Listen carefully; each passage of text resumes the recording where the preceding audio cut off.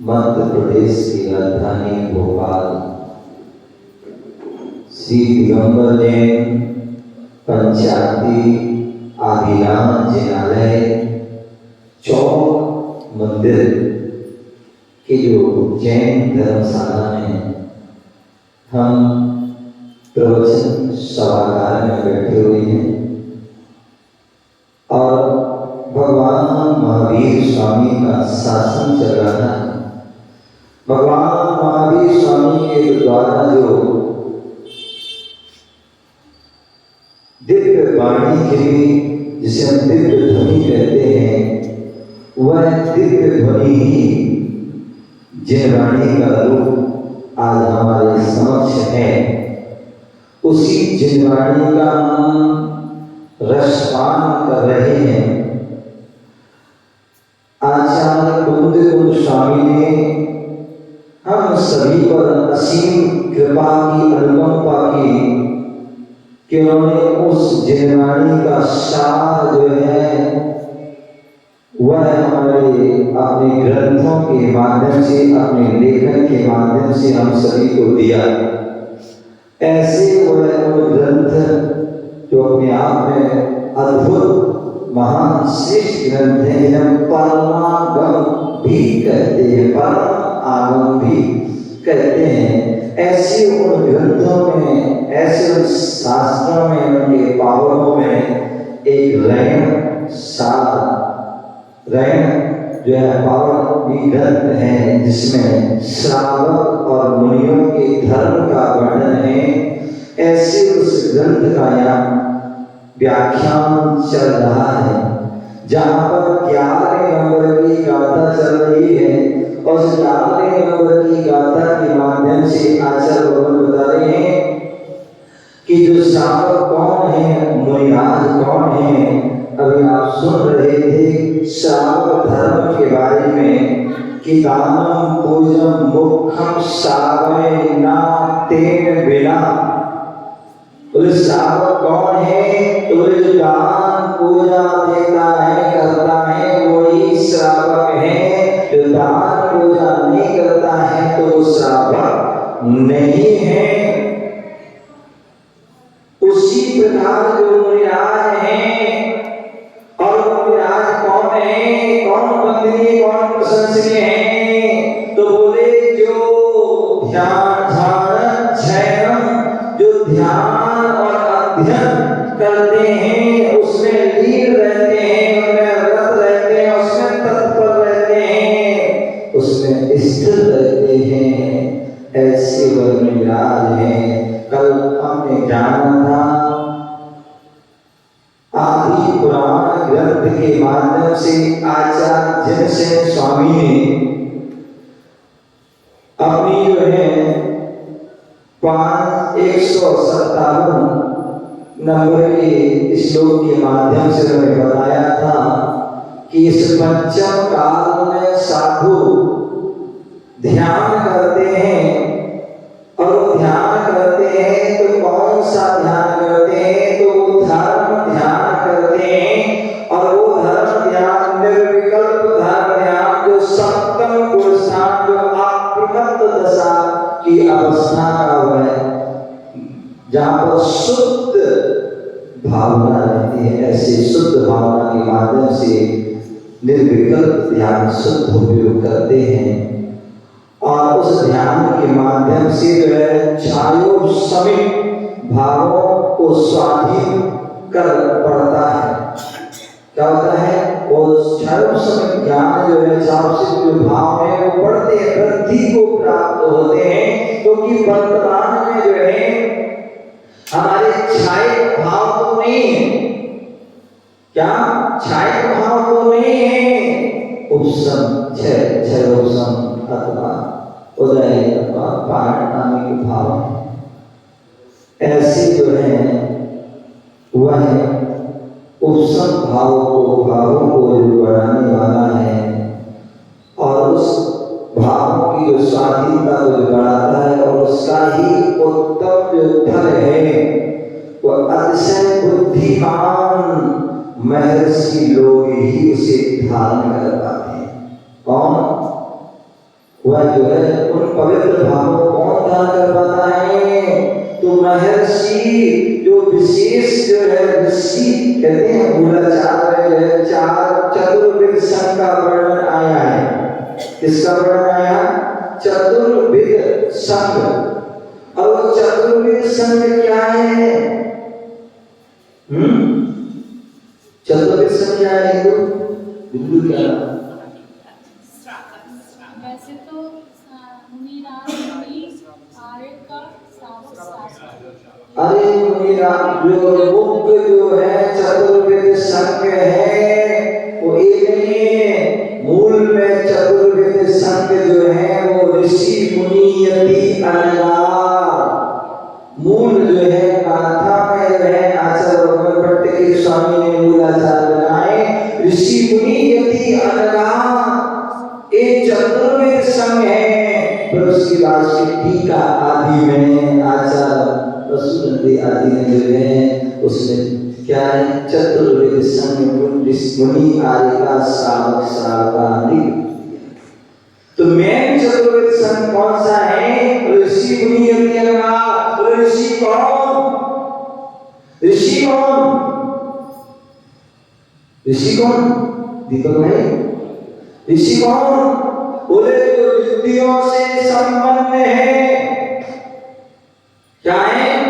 जो रिद्धियों से संपन्न है। जैसे 64 रिद्धि, ऐसे 64 रिद्धियों में कोई भी एक रिद्धि दो रिद्धि या सभी रिद्धियों के धारी हैं, वो ऋषि हैं। वास्तविकता में वो ऋषि हैं। मुनि कौन है? मुनि कौन है राजीव भाई? मुनि कौन है? मुनि जो है वास्तविकता में देखा जाए तो तीर्थंकर मुनि है। क्या है? वास्तविकता में जो है तीर्थंकर मुनि है, क्योंकि जो मौन रहते हैं वो मुनि है। क्या? जो मौन रहते हैं वो मुनि होते हैं, और तीर्थंकर दीक्षा लेते ही क्या हो जाते हैं? तीर्थंकर दीक्षा लेते ही मुनि हो जाते हैं, क्योंकि मौन हो जाते हैं। हालांकि जन्म से 3 ज्ञान के धारी हैं, दीक्षा की मना पे ज्ञान हो गया, लेकिन फिर भी मौन बोले नहीं। बोले नहीं। कब बोले? जब केवली हो गए। मुनि होने पर नहीं बोले, केवली होने पर। इस वास्तविकता सच्चे मुनि है तो वो है। बाकी अब आप लोग कहोगे तो फिर इसका मतलब महाराज आप मुनि नहीं हो, तब नमस्कार क्यों करें? क्योंकि आप तो बड़े खराब आदमी हैं, आप ज्यादा सोच लेते हो। तो ध्यान रखिए, ये भी मुनि है। क्यों? क्योंकि आचार्य ने ये भी कहा है, वो तो मुनि है ही है क्योंकि दीक्षा नहीं हुई, लेकिन ये भी मुनि है क्योंकि अनावश्यक नहीं बोलते। क्या राजीव भाई? ठीक है, अनावश्यक नहीं बोलते हैं। जितनी आवश्यकता है, जब आवश्यकता है तभी बोलते हैं। मौन। महाराज तो बोल दो, हम आए हैं, बड़े दूर से आए हैं। जब आप बोलते हो, बार बार कहते हो, और जब भी बोले तो फिर कुछ ना कुछ कहा महाराज स्वाति है, महाराज कहते हैं आदि पर कहीं ना कहीं आप जो है क्या करते हो? प्रयास करते रहते महाराज तो कुछ तो बोल दे, महाराज की जो है आवाज तो नहीं, तो और नहीं बोले तो भी क्या? नहीं तो करें महाराज पता नहीं गूंगे गूंगे तो नहीं, पता नहीं आप लोग क्या क्या सोच लो हैं। तो इसलिए भी जो है अगला कुछ नहीं बोलो, प्रवचन नहीं दो, अरे महाराज बन गए, कभी वो कहावत है ना, क्या शेर क्या बोलते, कहावत है ना, क्या बोलते हैं? मूड बनाए 3 गुण, मूड बनाए 3 गुण, और खाने को लड्डू मिले। क्या? सिर की मिट जाए खाज, और खाने को लड्डू मिले और लोग कहें मुनिराज। क्या ऐसी बात? तो ऐसा भी सोच सकते हैं। नहीं बोलो तो उपदेश भी देना पड़ता है कि भाई चलो उपदेश देने। दूसरी बात कहते हैं आप भी मुनिराज को देते हो तो हमें भी तो देना चाहिए। इस हाथ दीजिए, उस हाथ दीजिए, तुम हाथ में देते हो हमें तो हम भी जो है तो बल्कि एक हाथ से देते हो। क्या? तो एक हाथ से देते, लेकिन हम दोनों हाथ से देते हैं। तो इसलिए जो है क्या बोल रहे हैं, जो ऋषि, ऋषि कौन है? जो रिद्धियों से संपन्न है वो ऋषि है। और उसे मुनिराज जो मौन रहते हैं वो मुनिराज हैं। आपने सुना होगा दिल्ली में मुनिराज है, दिल्ली में मुनिराज है। वो कौन है पता है? कौन से? कौन से? नहीं, वो मुनिराज तो सभी हैं, लेकिन उनका नाम फेमस है, प्रसिद्ध है। पप्पू जी कौन से मुनिराज हैं? अरे नहीं, जो मौन रहते हैं उनका नाम, अरे नहीं, आचार्य जो है आनंद सागर मौन प्रिय नाम ही उनका क्या है, आनंद आचार्य आनंद सागर मौन प्रिय, मौन रहते हैं बस, पूरा नहीं, अधिकांश मौन रहते हैं, लेकिन केवल आवश्यकता पड़ने पर प्रवचन आदि जब होती है तब वो भी कभी कभी विशेष उसमें प्रवचन होते हैं, क्योंकि स्वाध्याय चलता तब वो रहते, बाकी मौन रहते हैं। तो ऐसे ग्रह क्या है, मुनि है, ऋषि मुनि यति। अब यति कौन है भैया, तो बाबा भैया बाबा, यति कौन है, हैं? यति कौन है, तो बोले जो मोक्ष मार्ग में यत्न करते हैं, क्या करते हैं, मोक्ष मार्ग में यत्न करते हैं, गंगाधर को धारण करते हैं, सामने सच्ची श्रद्धा के यत्न करते हैं, सामने ज्ञान के यत्न करते हैं, सामने चार को पालन के यत्न करते हैं, जब तप को धारण करने के यत्न करते हैं, मोक्ष मार्ग पर चल रहे हैं और मोक्ष को पाने का भी यत्न कर रहे हैं, सिद्धार्थ जाने में यत्न कर रहे हैं, सिद्ध बनने का यत्न कर रहे हैं, वो क्या है, यति है, क्या है, यति है। और अनगार, अनगार कौन है, जो मैंने बताया था एक दिन, आप कौन हो, आप कौन हो, जोर से बोलो, जोर से, हाँ आप सही बोले, तुम मेरे घर में बोल रहे थे, तो आप कौन हो, बोलो, डरते हो, जोर से बोलो, आप कौन हो,